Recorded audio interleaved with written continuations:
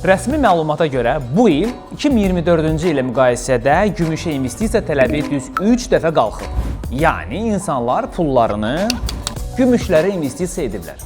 Məsələ də burasındadır ki, gümüş almaq üçün sizin çoxlu pul olmağınıza da ehtiyac yoxdur. Və sən 5 qramından tutmuş, düz 100 qramına kimi yavaş-yavaş alıb və gələcəyə investisiya edə bilərsən. Bəs yaxşı, bilirsən gümüşü hardan əldə edə bilərsən? Bir marketdən sən artıq gümüş külçəsini də əldə edə bilərsən. Evdən çıxmırsan, rahat və etibarlı şəkildə sifariş verirsən və onlar da düz qapıya kimi çatdırırlar.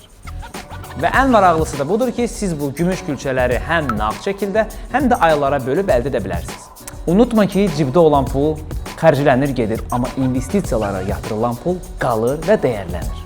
2026-cı ildə insanlar gümüşə daha çox investisiya edəcəklər. Ona görə sən də bir marketdən gümüş külçəvi sifariş et və o insanlardan biri ol. Pulunu gümüşə çevir.